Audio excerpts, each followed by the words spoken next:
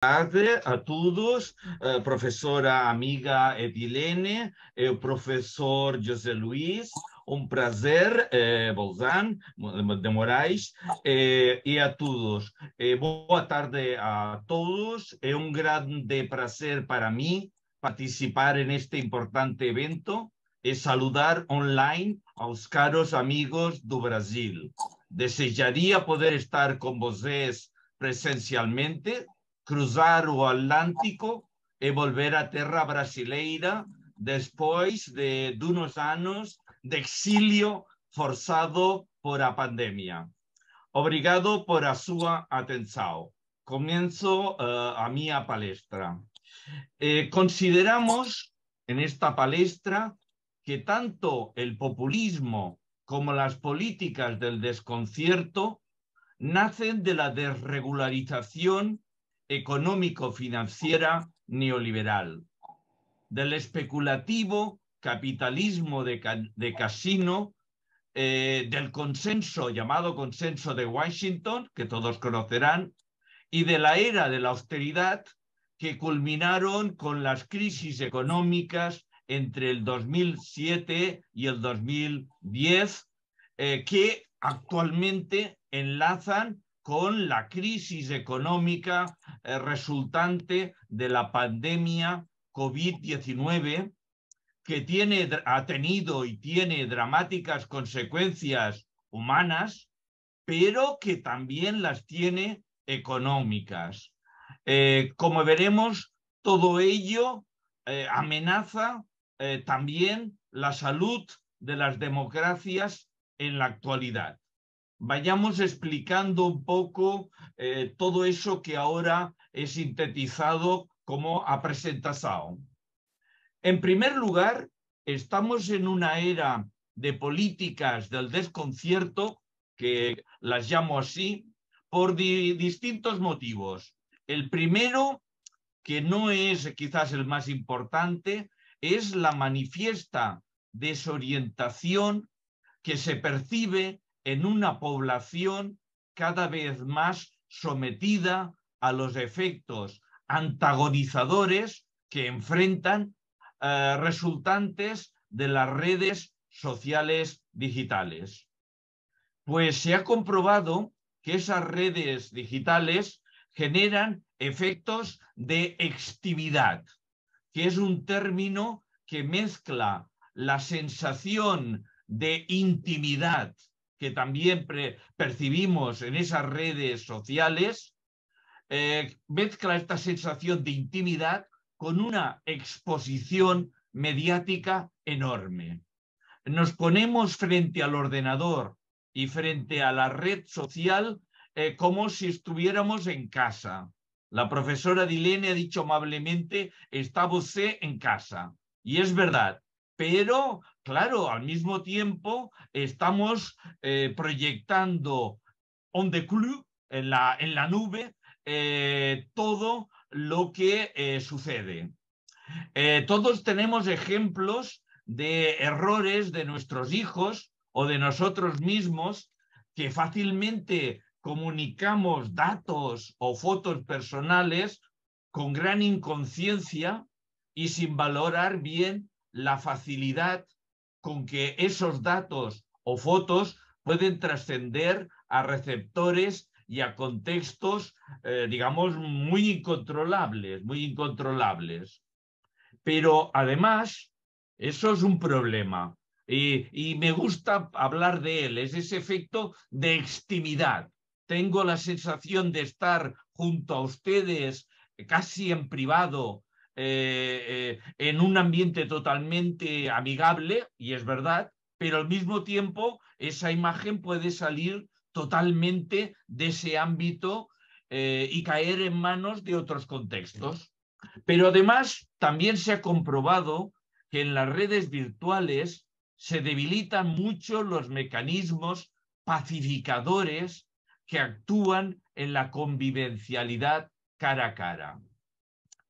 Eso facilita que la expansión incontrolada en las redes virtuales de la agresividad, de la desinformación, de las fake news, de todo el ámbito que hemos llamado de posverdad, donde fácilmente falsedades pasan por verdades, o incluso aparecen paranoias conspirativas que enfrentan a la ciudadanía y dificultan tanto el diálogo como la mínima confianza, que, como explica Francis Fukuyama, es imprescindible, es necesaria para que la política pueda funcionar.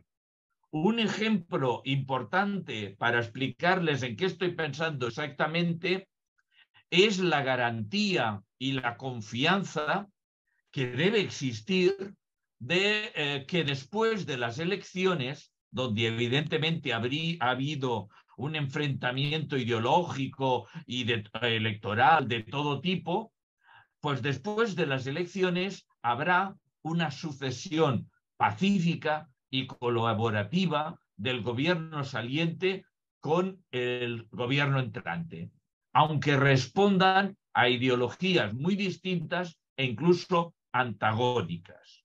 Eso espero que sucederá en Brasil, pero ya saben ustedes que en Estados Unidos no ha sucedido así. Me referiré a esta cuestión más de una vez. Recientemente hemos visto tendencias sorprendentes en democracias aparentemente consolidadas como son los Estados Unidos de América, pero no es el único lugar donde se manifiestan. Hay cada vez como la tendencia a ver dificultar la transición del poder. Por otra parte, el confinamiento para superar los momentos más difíciles de la pandemia ha aumentado el encierro de la población, de gran parte de la población al menos, en lo privado y su despreocupación creciente por lo público, lo compartido, lo común. Evidentemente, esas eran tendencias ya estudiadas y que se manifestaban anteriormente. Me remito a los estudios clásicos de Jürgen Habermas o de Richard Sennett. Pero quiero remarcar que hoy en día parece que esa tendencia se acentúa en un hiperindividualismo un poco más egoísta que en otras épocas. Claro, no es extraño que en esa situación el desconcierto, la desconfianza mine la ciudadanía.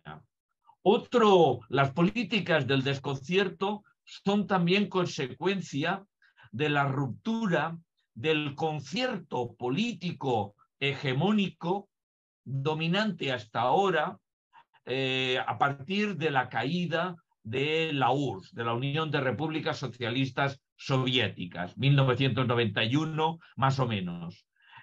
Pues bien, durante ese tiempo y también antes, el eje político tradicional dominante era el estructurado a partir de un eje que en un lado había las mayores propuestas de redistribución y en otro extremo las menores, la menor redistribución.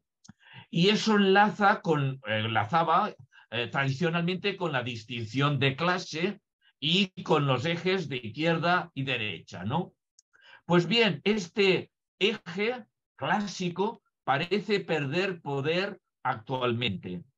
Por eso, los populismos, que es uno de los temas de este evento, suelen afirmar que no son ni de derechas ni de izquierdas. Y creo que no solo es, digamos, un posicionamiento interesado para capturar más votos, sino que hay, pues eso, la sensación que ese eje no lo determina todo. Es el signo de la debilitación del eje redistributivo. ¿Por qué? Porque en gran medida la economía se está imponiendo generalizadamente a la política y difícilmente hoy la política puede llevar la contraria de manera contundente, como en otras épocas, a la economía. Hoy es triste, creo que todos estaremos de acuerdo que no es una muy buena noticia, la política cada vez está más subordinada a la economía. Bueno, por eso cada vez más predominan los conflictos hoy en la política evidenciados por otros ejes. Mencionaré dos ejes más. Por una parte, hay la consolidación del eje basado en el mayor o menor reconocimiento de las cuestiones ecológicas, de las diferencias de género, étnicas, raciales y culturales, del uso y ampliación de políticas de compensación positiva, que cada vez son más conflictivas, y de la mayor o menor inclusión en la vida social y política de las distintas minorías sociales. Este es el segundo eje del reconocimiento que hoy en día está muy al orden del día, entre otras razones porque no toca demasiado o toca menos que el eje redistributivo la cuestión de la economía, aunque también tiene consecuencias claras en el ámbito de la economía, no nos engañemos.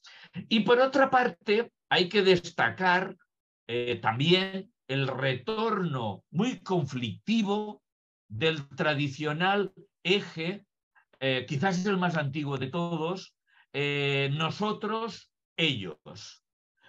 Carl Schmitt lo explicó muy bien diciendo que la soberanía dependía de determinar este eje, decidir.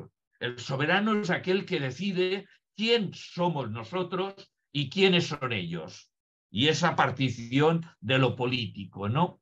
Bueno, pues en las últimas décadas parecía, éramos bastante ingenuos, que si este eje, si no se había desmontado, al menos se había pacificado. No era el eje que parecía hegemónico.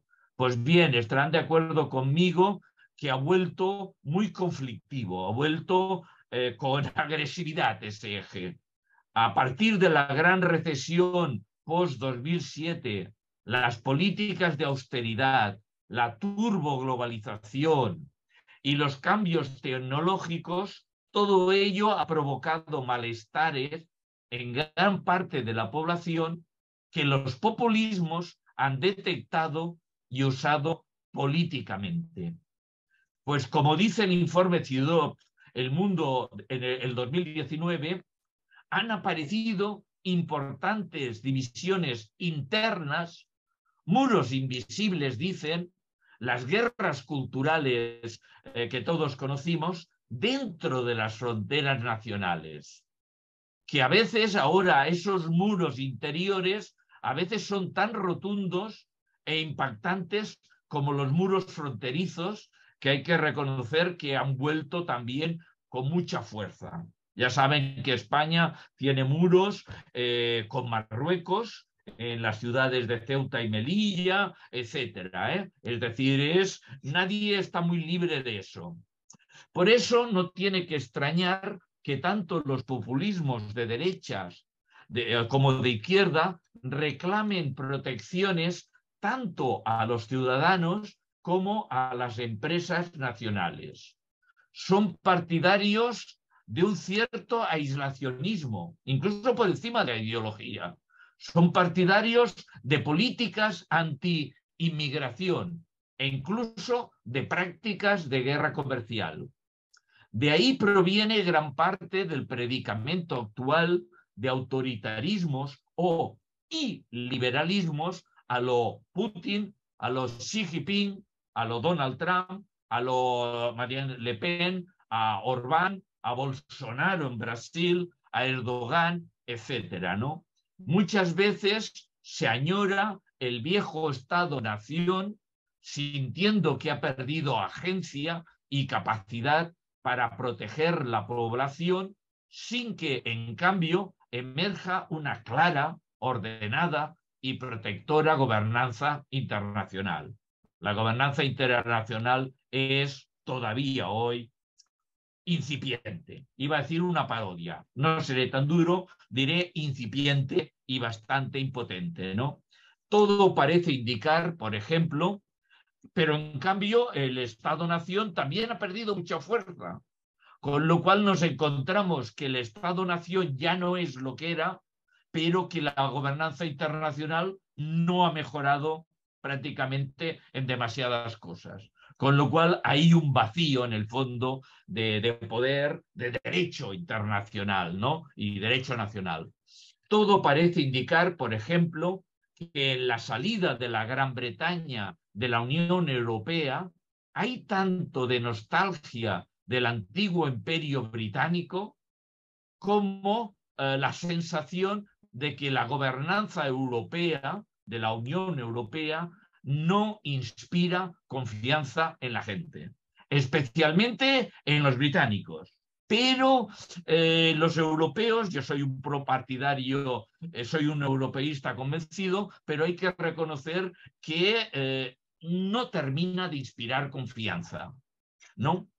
Bien, pues aunque ya había antecedentes que muchas veces se habían menospreciado, el populismo contemporáneo explota sobre todo después de las crisis enlazadas entre 2007 y 2010. Ya saben que en 2010 en Europa, en España, en Grecia, etcétera, se vivieron la crisis de las deudas soberanas, de las deudas estatales, nacionales, y se demostró de que en el contexto europeo pues el Estado griego no tenía realmente autonomía financiera plena, presupuestaria plena, y tuvo que, después de ganar, recuerden, un referéndum con una tasa de participación y de voto a favor para que la deuda griega fuera renegociada,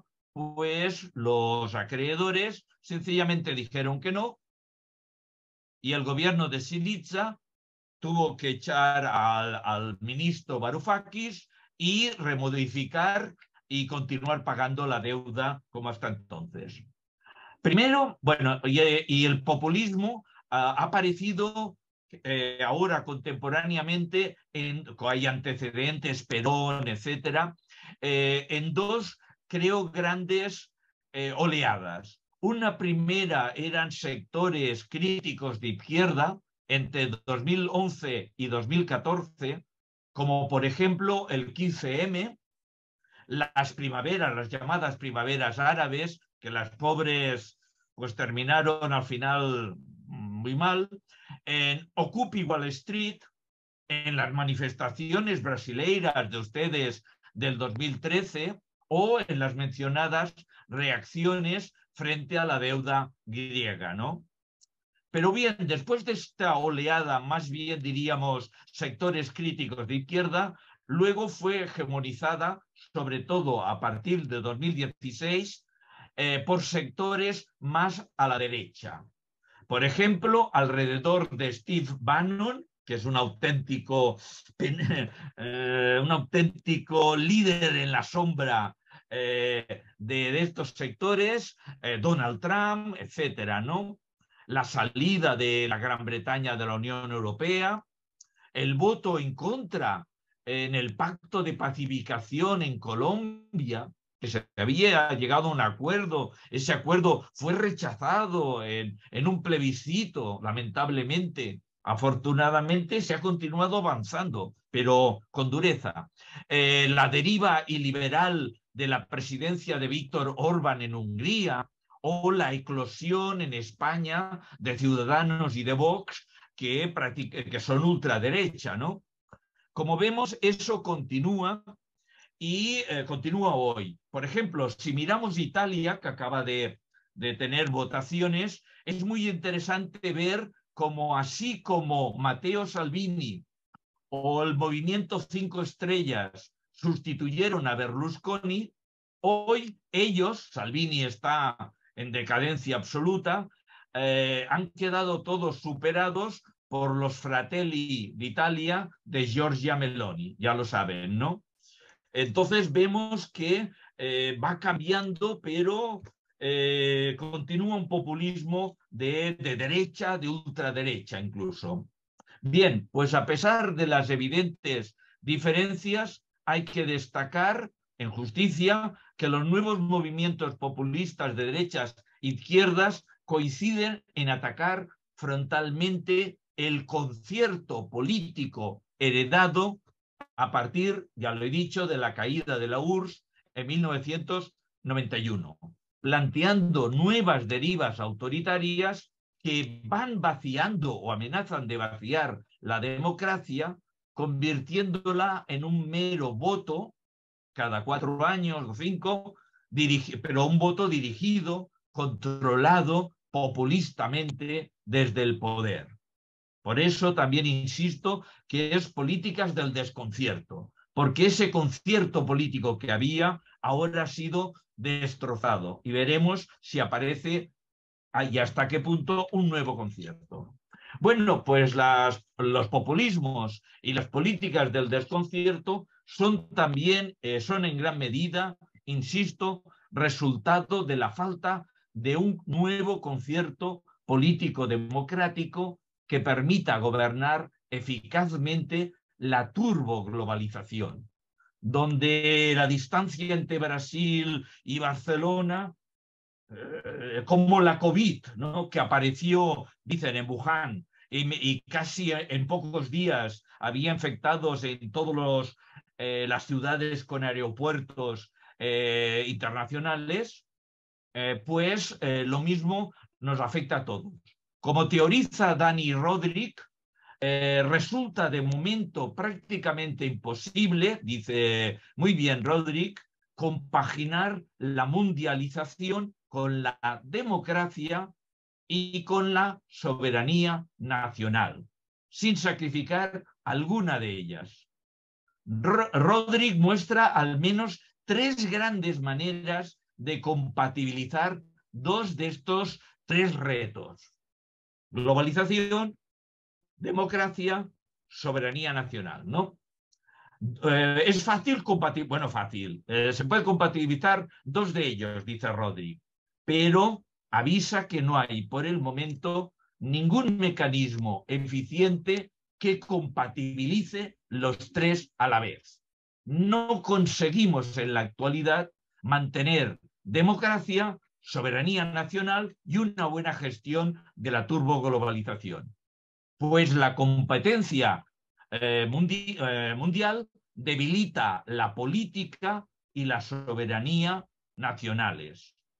Pues sin un aislacionismo a ultranza, es hoy prácticamente imposible controlar las deslocalizaciones industriales, controlar la movilidad de los capitales nacionales e internacionales que huyen hacia paraísos fiscales y que provocan la consecuente pérdida de los imprescindibles recursos fiscales que necesitan los estados para hacer política efectiva y, por tanto, para garantizar soberanía nacional, ¿no? E incluso para controlar las migraciones y el multiculturalismo que ya está instalado en muchas sociedades.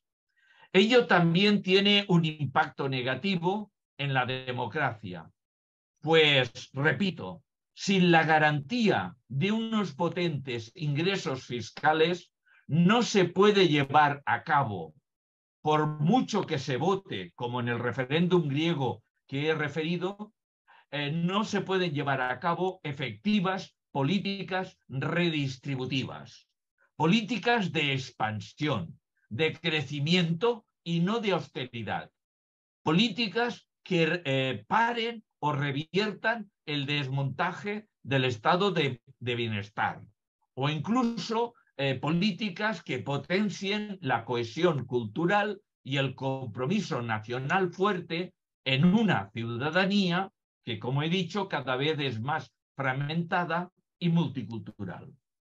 Ciertamente, los partidos tradicionales e incluso las instituciones democráticas con equilibrios y balanzas de raíz liberal, se muestran hoy muy impotentes para gobernar la turboglobalización, desde fuertes democracias y poderosas soberanías nacionales.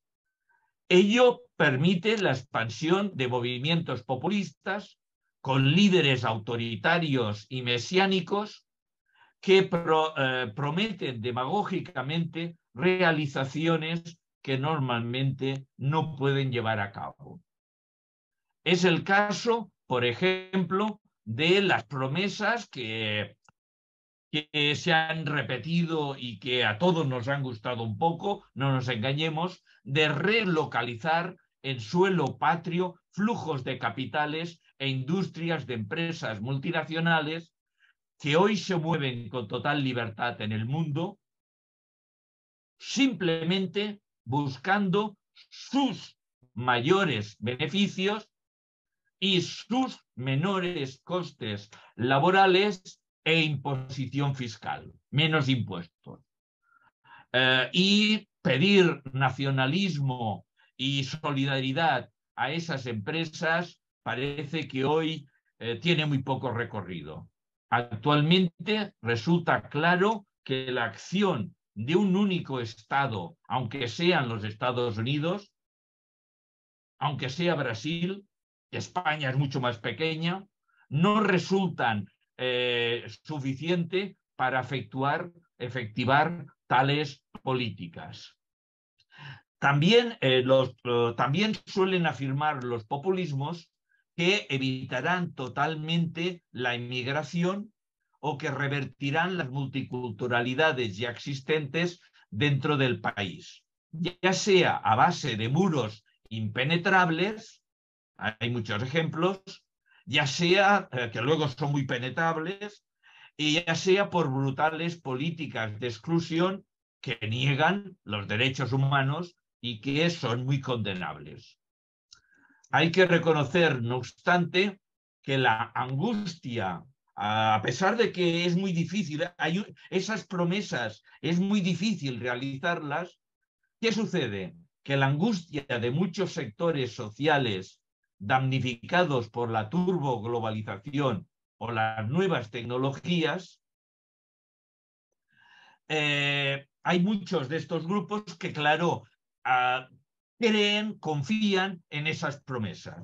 Y junto a estos de los damnificados, de los nuevos pobres, podemos decir, hay al otro extremo los grupos quizás más favorecidos por el reparto internacional ahora y las nuevas tecnologías, que no reconocen su dependencia respecto a ellas y, por tanto, paradojalmente, quieren imponer su particular e insolidaria agenda política. ¿En qué estoy pensando? Estoy pensando, por ejemplo, en las rebajas de impuestos, grandes rebajas de impuestos que se están produciendo en las rentas más altas y en los sectores más ricos.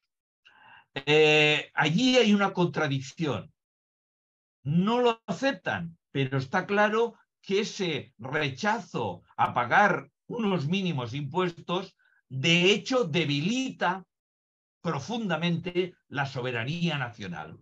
No puede ser tener una soberanía potente si no hay la financiación para hacer políticas. Entonces es un poco escandaloso y sorprendente que las élites que mandan, lo primero que hacen es bajarse los impuestos, con lo cual cada vez mandan un Estado endeudado y un Estado débil, sin auténtica soberanía nacional. Pero estos también suelen ser partidarios del populismo emergente. A partir de aquí, creo que podemos entender un poco la sorprendente persistencia y composición social del voto a favor del movimiento MAGA, Make America Great Again, de Donald Trump. Pues recuerden que este movimiento, creo que en Brasil también hay casos parecidos y en muchas partes, este movimiento pierde electoralmente en las clases medias. Tiene muchos votantes, pero en las clases medias no llega a la mitad de los votos, pierde. Mientras, pero en cambio gana en los dos extremos, gana tanto en los grupos más pobres como paradojalmente en los mucho más ricos. Y hay aquí una extraña pinza que, bueno, al principio costó mucho de teorizarlo, porque tradicionalmente se decía que el que gana al centro gana las elecciones, pero ya hemos visto que ahora es posible que pierdas el centro, y por bastante, pero que ganes de todas maneras, por los extremos. Eso no solía pasar y los nuevos populismos lo consiguen con sorprendente facilidad. Es pensable que esa alianza a largo electoral, que es bastante contradictoria, tenga dificultades para mantenerse mucho en el tiempo, especialmente cuando la ciudadanía perciba su fracaso para llevar a cabo muchas promesas mágicas e imposibles que hacen demagógicamente. Pero hay que reconocer, a pesar de eso, y que preveo que a largo plazo el populismo tendrá problemas, pero hay que reconocer que líderes como Donald Trump o Bolsonaro en Brasil mantienen un notable y fiel apoyo electoral. En el caso de Donald Trump, bueno, y también de Bolsonaro, después de 4 años de presidencia, de sus corrupciones y encontronazos con la ley, e incluso en el caso de Donald Trump, después de haber perdido el poder. Aún así, conserva cerca de un 30% de los votos, parece, y es realmente sorprendente. Otro ejemplo, también el Partido Conservador británico mantiene hoy una notable fuerza electoral, aunque su líder, en este caso el líder Boris Johnson, ha sido defenestrado más, pero ¿por qué ha sido defenestrado? Más a causa de sus errores personales, las famosas fiestas ilegales en pleno confinamiento y la manera obscena con que se realizaron, que no por el castigo electoral resultante de su fracaso político para sustantivar muchas de sus promesas mágicas sobre las ventajas del Brexit. Recuerden que una de ellas era que las barreras fiscales, las nuevas fronteras, solucionarían el problema. Haría, pues, Inglaterra, la Gran Bretaña autónoma, poderosa, etcétera. Pero ya han visto que, por ejemplo, en Irlanda del Norte hay unos problemas gravísimos que se le habían anticipado. No ha podido crear esas barreras que él pretendía. Por lo que respecta a la inmigración, también ha habido un fallo en eso. Es cierto que se ha limitado bastante la inmigración a la Gran Bretaña, pero lo ha sido más porque el Reino Unido ya no es un mercado tan tentador para muchos ciudadanos europeos. Para subsaharianos, por supuesto que continúa siéndolo, pero para muchos ciudadanos europeos ya no parece tan tentador, y ello ha provocado que ahora falten precisamente trabajadores para muchos sectores económicos que existían porque provenían los trabajadores del extranjero, enfermeras, camioneros, etcétera. Y ahora una parte de ellos no quieren venir a Gran Bretaña, aunque les llamen. Entonces sí que han disminuido la inmigración, pero no la que querían disminuir, que es de fuera de la Unión Europea, de inmigrantes no formados, que no tienen mucha entrada en el mercado laboral, y en cambio, la han reducido en muchos técnicos europeos. Bien, otra estrategia decisiva de los movimientos populistas va en dirección a minar la democracia, vaciándola de los mecanismos de división y equilibrio entre los distintos poderes e instituciones democráticas. Así, unas veces, los líderes populistas intentan mantenerse autocráticamente en el poder, haciendo que el Ejecutivo controle tanto el legislativo como el judiciario. En Europa tenemos ejemplos en Polonia, en Hungría, más de los que querríamos. Incluso en España hay algo. Otras veces, al contrario, hay otra estrategia de los populistas a usar el poder judicial, creo que algo de eso ha habido en Brasil, como palanca, el poder judicial como palanca no plenamente democrática para dominar el Estado a partir de un activismo más allá de la estricta ley promulgada. Y finalmente, hay otras ocasiones en que es el poder legislativo el que asume también tareas ejecutivas y judiciales para dominar totalmente la sociedad y el Estado. En los tres casos sucede algo parecido, y es que la famosa división de poderes, el equilibrio de poderes, desaparece, porque uno de ellos se convierte en hegemónico y subordina los otros dos.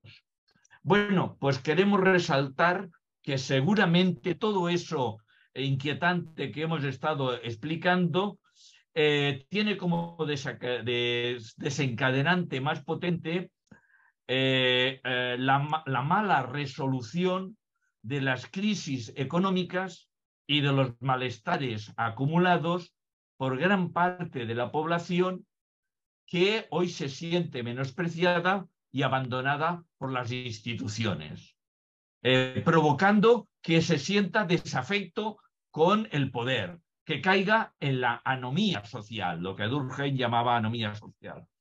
Además, el creciente desapego ante los partidos tradicionales, que pasan por malos momentos en todas partes, e incluso respecto a los mecanismos democráticos, que es cierto que muchas veces los partidos tradicionales y los mecanismos democráticos se han mostrado débiles y manipulables. Y eso se ha agravado, creo, desde el 2020 con la pandemia. Actualmente, capas importantes de la sociedad viven momentos de angustia y se sienten faltos de guías y de referentes creíbles, por eso buscan líderes fuertes y atrevidos, aunque se equivoquen, pues no se ha actualizado hoy el concierto teórico-práctico de gobernanza global del consenso de Washington, que este consenso de Washington ha mostrado su inadecuación ante el reto del COVID, prácticamente, o del acentuamiento del cambio climático. Llevamos mucho tiempo, 2, 3 años de pandemia, y llevamos 10 años, 12 años de lucha contra el cambio climático. Y la verdad es que el cambio climático parece, este año ha sido bastante catastrófico en España, pero también en el Reino Unido. Se han superado récords de toda la historia de temperatura y lluvias, etcétera. Todo ello ha potenciado, junto con todo lo que he dicho, movimientos populistas de izquierda y derecha que tienden a instrumentalizar autoritariamente las democracias. Ante la ciudadanía angustiada, aparece un líder mesiánico y la democracia es vaciada en función de ese líder. Y hay que reconocer que eso ha sido más fácil, ese vaciamiento. ¿Por qué? Porque los partidos tradicionales no consiguen defender efectivamente la democracia. Y muchas veces parecen superados por los acontecimientos. Quiero decir, no solo hay un problema porque los populistas no son lo que dicen ser, sino porque también los partidos tradicionales, e incluso a veces ciertas instituciones estatales no saben defender lo que hemos construido entre todos en los últimos 30, 50 y más años, ¿no? Parecen superados por los acontecimientos. El vaciado de la democracia se produce por las políticas destituyentes de los movimientos populistas respecto a los equilibrios y balanzas entre los tres poderes de Montesquieu y las distintas instituciones democráticas. Tales estrategias destituyentes no se sabe qué consecuencias tendrán a largo plazo todavía. Yo confío en una reacción de la ciudadanía y de la democracia y de las instituciones, pero hay muchos países ahora mismo que avanzan en dirección a las llamadas democracias iliberales, no liberales, iliberales, ni liberales llegan a ser. Democracias autocráticas y populistas con muy pocos contrapesos al poder del líder.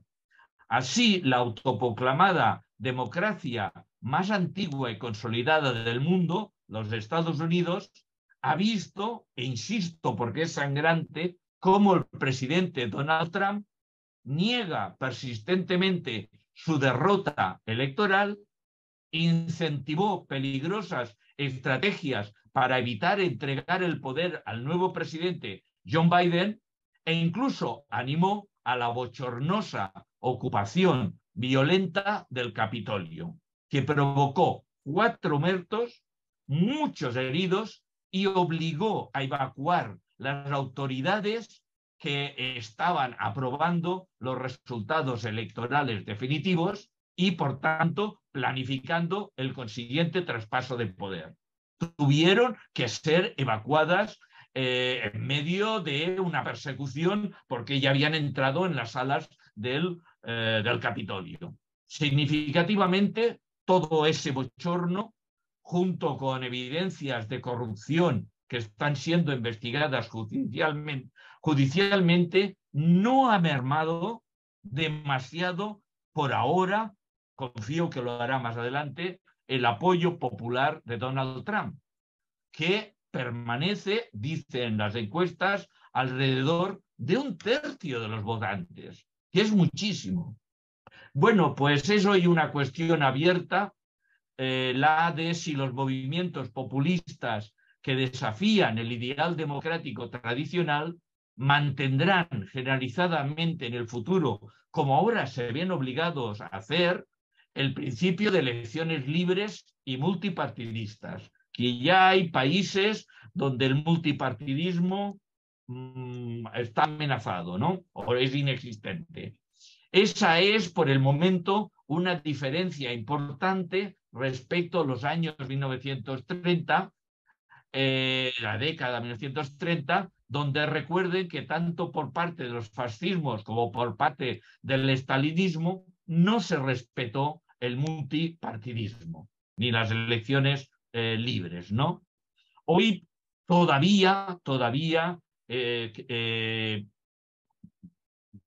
no estamos en aquella situación. Quiero destacarlo porque no todo es tan terrible.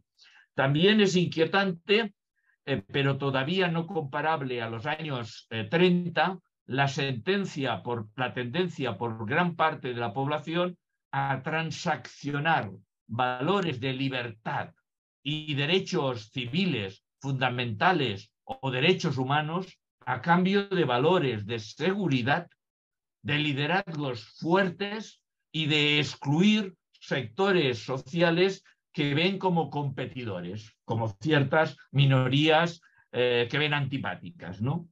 Al respecto, nos parece significativo que los ataques directos a derechos de libertad e igualdad de género, como también de eutanasia, de aborto, de divorcio incluso, están hoy y vuelven a estar hoy en disputa. Y no hay una tendencia mundial definida sobre si vamos adelante o atrás, a más derechos o a menos derechos. Hay significativos vaivenes.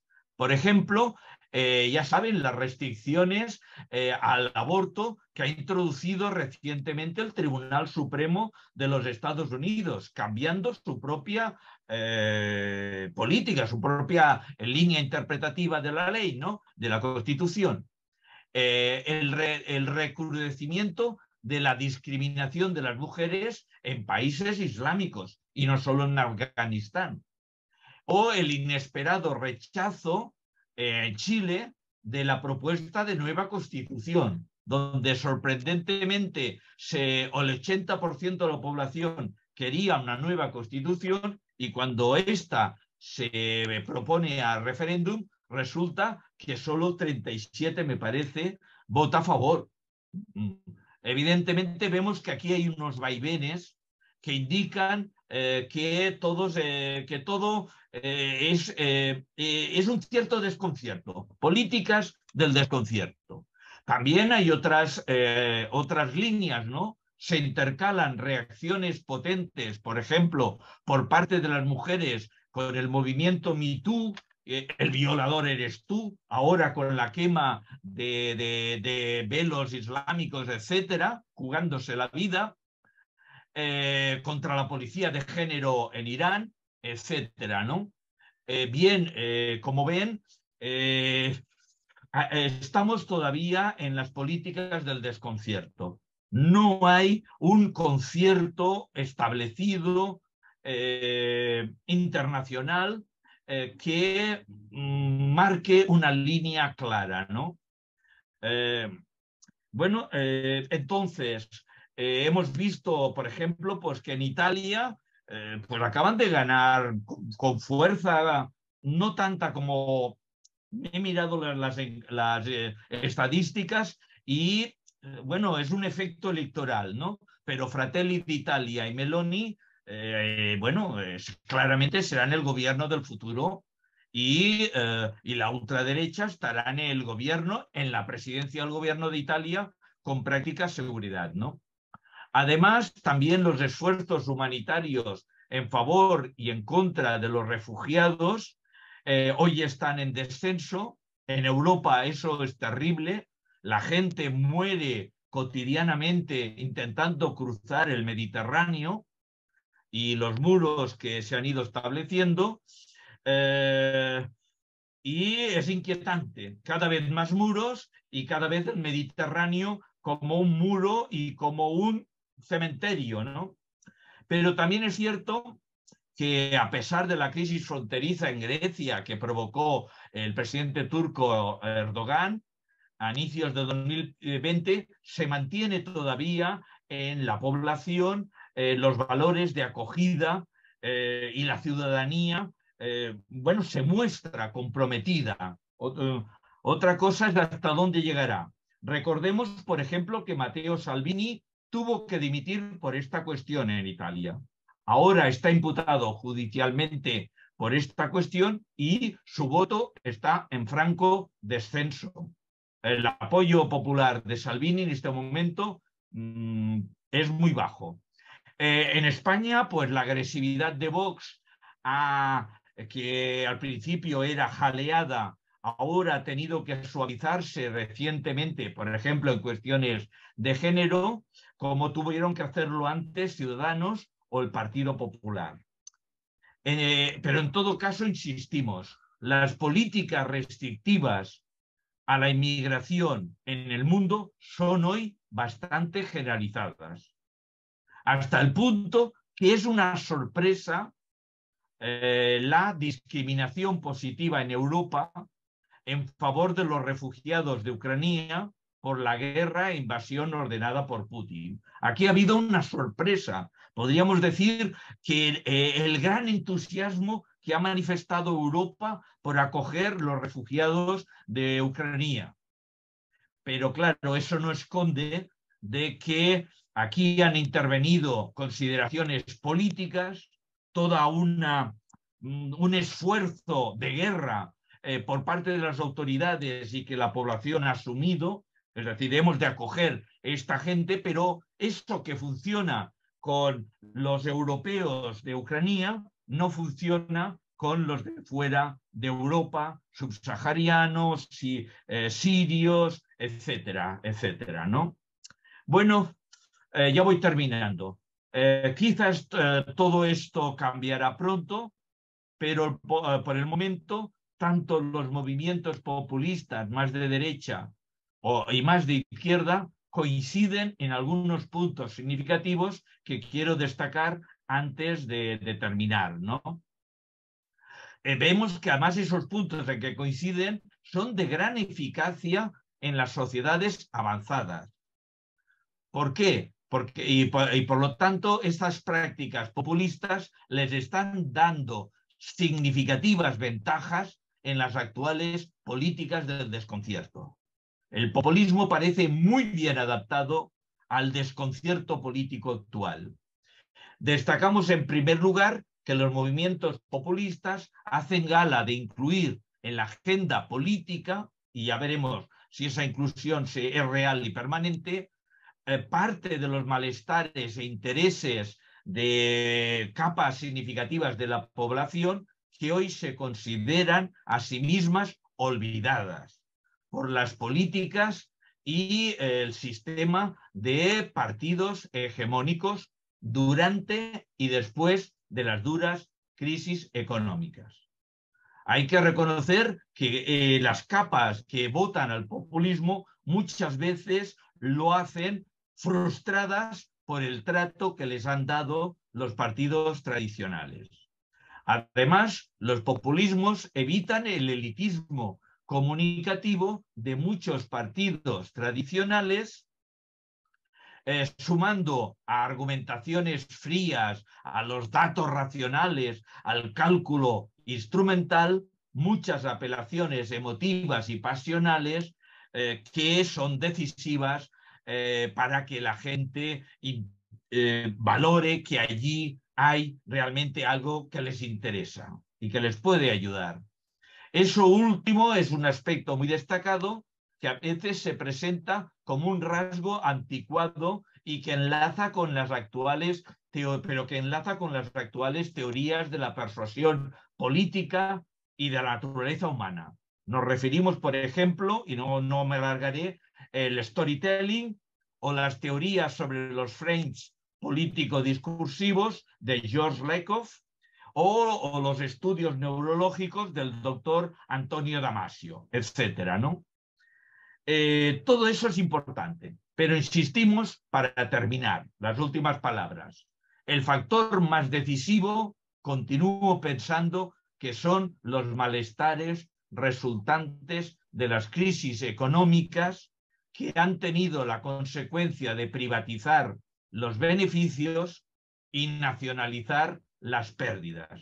Algo que me temo que se está repitiendo con la COVID, con los problemas económicos generados por la pandemia. Y también por las nuevas tecnologías digitales que, insisto, fragmentan y enfrentan la población. Eliminan los controles efectivos del sistema de opinión pública tradicional, que estaba basada en rigurosos mass media, en diarios de alta y revistas de alta circulación serios que establecían opinión pública y que ahora se disuelven en un hiperindividualismo solitario, donde también desaparecen las antiguas comunidades convivenciales. Cada vez estamos más solos, cada vez estamos más confinados aisladamente, y por ello termino. La respuesta a las políticas del desconcierto y a los populismos no son fáciles y requieren un planteamiento holista, interdisciplinar, macrofilosófico e muito crítico. Muito obrigado, queridos. Obrigada, professor Gonçalo. Que beleza! Nós vamos disponibilizar sua palestra magnífica no Cyber Leviatã, no YouTube. Mas antes, professor, queridos e queridas que nos acompanham, que assistem, que participam, eu e o professor Bolzan queria lhe dizer, professor Gonçalo, sei que o senhor já conhece esse trabalho, pude lhe encaminhar, nós escrevemos sobre o chamado cyberpopulismo, ou seja, essa turbinagem do populismo por meio das novas tecnologias. Os populistas se servem das novas tecnologias, dessa comunicação sitiada, isolada, que gera a despersonalização, que nós vemos, e no Brasil exemplos, são vários os exemplos, enfim, o populismo se retroalimenta dessa despersonalização gerada pelas novas tecnologias, particularmente por essas chamadas redes sociais que a internet oportuniza. Então, vejo uma profunda conexão da sua fala com o que nós temos pesquisado e podemos publicar, mas a pergunta que eu tenho para o senhor, querido professor e amigo, é aquela de $1 bilhão. A pergunta que tenho é sobre o futuro das instituições democráticas nesse cenário.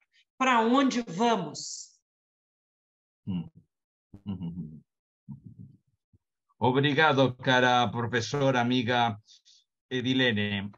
A ver, en primer lugar, hay que decirlo claro, la democracia no ha sido ni ha significado siempre lo mismo. Como todo, ha tenido que adaptarse a los tiempos y a las circunstancias. Y creo que tendrá que continuar haciéndolo en el futuro. La democracia de hoy, la del futuro, no será la de hoy. No sé si para mejor o para peor, pero cada vez más creo, en la línea de lo que usted plantea, que las posibilidades tecnológicas, digitales, demoscópicas, seguro que tendrán un papel creciente en la democracia del futuro. Recuerden que en Grecia, pero también lo mencionaba Rousseau pensando en su Ginebra natal, la democracia en estos, durante siglos, estaba limitada a ciudades de tamaño medio. Por ejemplo, ciudades del Renacimiento italiano, ¿no? Pequeñas ciudades, Florencia no era muy grande entonces. Y democracia, en fin, el republicanismo que él, ¿no? La democracia estaba limitada a ellas, en lugares donde gran parte de los ciudadanos se conocían personalmente. Y como eso sucedía seguro entre los más relevantes y los más dedicados en esa democracia. En Atenas, digamos, todo el mundo se conocía personalmente. Todos los grandes nombres que recordamos, Pericles, etcétera, etcétera, se conocían personalmente, tenían un vínculo personal y eran ciudadanos atenienses que se identificaban así. Bueno, creo que las democracias del futuro serán mucho más grandes cuantitativamente, con muchísimos más ciudadanos, con que no podrán conocerse personalmente todos ellos entre sí.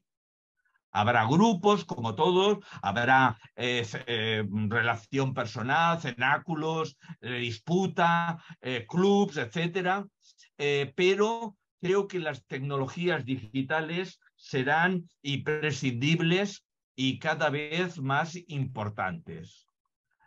Probablemente podemos incluso anticipar que la mayor parte de los debates democráticos relevantes en el futuro se llevarán a cabo online, con nuevas plataformas y aplicaciones. Por eso será difícil e incluso impensable la relación entre grandes multitudes que además podrán estar muy separadas geográficamente.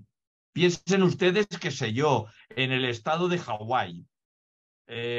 Pues evidentemente la política de Hawái, parte de la política se juega en Washington. Bueno, pues la geopolítica y la geografía, cada vez creo eso sucederá más y tendremos que aceptar democracias de ese estilo. Os lo lamento, pero nuestra democracia no será la de Rousseau, no será la de Pericles, no será la de Solón. Tendremos que será una democracia en gran medida telemática, en gran medida informatizada, demoscópica. No quiero utilizar términos que ya están un poco mal connotados, ¿no? Las determinaciones geopolíticas se superpondrán a otras nuevas relaciones digitales. On the cloud, en la nube, en las plataformas. Nick Snitzek ha escrito un libro muy interesante llamado El capitalismo de plataformas. Pues bien, creo que habrá que escribir libros semejantes sobre una futura democracia de plataformas. Espero que no tengan los inconvenientes que tiene el capitalismo de plataformas, que es Uber, en fin, todo eso, ¿no? Pero sí que se realizará en gran medida con tecnologías que ahora quizás yo al menos no puedo sospechar, pero que serán online, digámoslo claro, ¿no? En la nube. Será una democracia en la nube, espero que en el buen sentido del término. Ya que el diálogo, los encuentros, los desencuentros democráticos, las disputas, se llevarán a cabo eso en la nube y a través de futuros desarrollos tecnológicos que iremos descubriendo poco a poco. Entonces, si eso es así, el gran reto será, como ya lo es hoy, vincular, compaginar y facilitar el encuentro eficaz entre los individuos y los grupos. Como hoy nos hemos encontrado, y para mí ha sido un grande placer, querido, pues encontrarme con ustedes, ¿no? Eso, pero que sea eficaz, el máximo de eficaz, y que no nos puedan instrumentalizar, etc. Como he dicho, la democracia tradicionalmente era una universidad. Pues ya saben que universidad significaba en latín la unión, el universo, universidad viene de universo, la misma etimología, la comunidad, universidad que decía comunidad de los estudiosos. Bueno, pues claro, será decisivo conseguir que a pesar del gran número de las distancias geográficas e incluso geopolíticas, se genere una comunidad, un universo, una universidad de los demócratas. ¿Por qué? Porque solo así habrá una democracia eficaz, ¿no? Donde se consensúen y se respeten unas normas de fair play que garanticen la confianza mutua y la solidaridad entre los demócratas y con la unión, el universo y la comunidad democrática en conjunto, evitando que los antagonismos y conflictos puedan vaciar la democracia efectiva, subordinándola a los mecanismos del poder que siempre son tan peligrosos como potentes. Y me vuelvo ya para terminar al ejemplo inquietante que he mencionado, ¿no? Que incluso en los Estados Unidos, hace poco hemos tenido el ejemplo de un presidente dispuesto a obstaculizar la transición democrática, que no ha reconocido unos resultados electorales que en el fondo eran bastante claros y que exigió, y ahora hay pruebas, a miembros de su partido y de la administración que llevaran a cabo acciones claramente para modificar las elecciones o el cálculo de votos, acciones claramente ilegítimas, antidemocráticas e incluso parece criminales, perseguibles penalmente y que lo serán perseguidas, creo. Esperemos que eso no suceda a menudo. Por ejemplo, espero que en el Brasil, después de la segunda ronda de las presidenciales brasileras de final de año, no suceda y no haya la más mínima duda ni la más mínima movimiento antidemocrático. Esperemos también que los tejemanejes de Putin, que recuerden que consiguió cambiar, digamos, la Constitución o las leyes fundamentales en Rusia, manipulándolas para poder presentarse de nuevo a presidente y cambiarse con Menderev, etcétera, ¿no? Para todo ello, para mantenerse en lo alto del poder ruso, o en el caso de Trump, para no dejar paso a la presidencia de John Biden. Esperemos que todo eso no se convierta en tendencia, porque es muy inquietante, ¿no?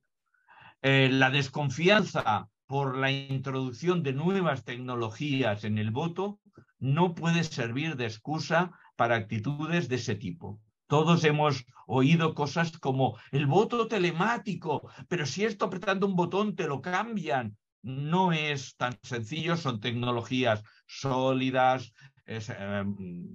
pero bueno, sí que es verdad que hay una mística de la materialidad y parece que si uno vota físicamente con una octavilla, con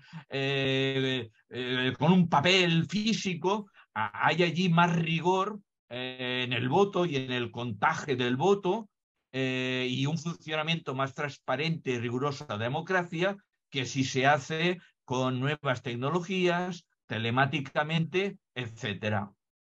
Yo creo que eso tendremos que superarlos, pero que no se repitan ese tipo de argumentaciones.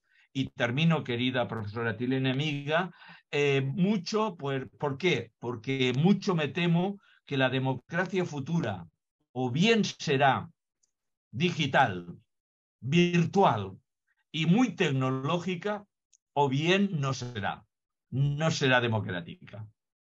No volveremos a los pequeños grupos que había en Atenas o en Florencia o en Ginebra. Y tiene que ser así porque, digamos, piensa que en la Comunidad Europea cada vez más hay un gobierno, digamos, en Bruselas, y tiene que ser un gobierno democrático. Y hay problemas ahora, ¿eh? Hay problemas, pero tenemos que pensar que cómo puede haber un gobierno europeo para 300, 400 millones de europeos, democrático y efectivo. Y eso es el futuro. Gracias, querida. Muito obrigada, professor. Noutra oportunidade, nós vamos convidá-lo para um duelo sobre quem intermediará essa democracia adjetivada de digital. Eu já lhe adianto que eu sou contra essa expressão. Me parece que não é a democracia que tem que ser digital, é o digital que tem que ser democrático, mas entendemos bem aqui sua oferta, que é se valer desse instrumental, dessa inteligência construída para a aproximação das pessoas, para a abertura de diálogos e para que se possa, francamente, debater problemas comuns e buscar consensos mínimos. Bem compreendido, muito agradecida, eu vou lhe abraçar em breve, pessoalmente, e eu peço, então, ao professor Bolzan, de novo, agradecendo, com um abraço apertado, eu peço ao professor Bolzan que conclua esse nosso debate de hoje, essa reflexão importante do professor Gonçalo, já agradecendo a todas e todos, e daqui a pouco, com novos eventos do Cyber Leviatã, aguardando um novo encontro. Muito obrigada, professor Bolzan, faça as honras. Boa tarde, professor. A professora Edilene, obrigado pela deferência. Essa seria, né, não seria necessária a minha intervenção, mas ouvindo atento à fala do professor Gonçalo, e peço desculpa pela minha voz, estou uma gripe muito forte. E, de fato, foi, como eu coloquei no chat, foi mais uma fala instigante que nós tivemos a oportunidade de ter aqui nas quartas do Cyber, né, nesse projeto comum com a Universidade de Sevilha, em particular com o grupo Cosmo Ius, do professor Alfonso de Julius Campuzano, e creio que talvez mais apropriado impossível no contexto daquilo que nós estamos experimentando no Brasil nos dias atuais. Então, eu quero só agradecer a disponibilidade do professor Gonçalves. Sei que, né, o horário, em razão do fuso, já não é, né, tão agradável assim, né, para a Espanha, mas para nós foi uma satisfação poder ouvi-lo, né, conhecê-lo. Né? A professora Edilene sempre faz referência ao seu nome, elogiosas, por óbvio, e esperamos, assim, poder contar outras vezes com a sua participação no Cyber, né, e espero, né, sobretudo, que seja uma participação presencial em algum momento no futuro próximo. Grande abraço, obrigado, professor Edilene, pela parceria também, obrigado a todos e a todas que estão acompanhando e têm acompanhado as iniciativas do Cyber, e na próxima quinzena estaremos novamente na quarta do Cyber com a próxima intervenção. Muito obrigada. Professor Bolzan, podemos encerrar, então, o nosso encontro de hoje? Muitíssimo obrigada, um grande abraço. Fiquem atentos às atividades do Cyber, há vários artigos, indicações de livros, filmes, enfim. Sigam-nos pelas redes sociais. Muito obrigada. Professor Gonçalves, um grande abraço, obrigada de novo e até breve. Boa noite, boa tarde, bom dia. Tchau. Boa tarde, tchau, obrigado.